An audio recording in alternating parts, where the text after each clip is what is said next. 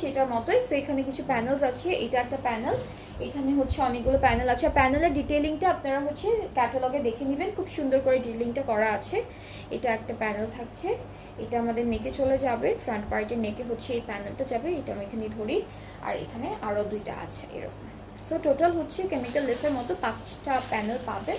আর এখানে ট্যাসেল আছে, 4টা ট্যাসেল পাবো, আর একটা সুন্দর লেস পাবো আমরা, এখানে 2টা ডিজাইনের লেস পাবো। সো এটা হচ্ছে আমাদের ফুল কামিজের পার্টটা। দুপাট্টা থাকবে শিফন ম্যাটেরিয়ালের মধ্যে, খুবই সুন্দর।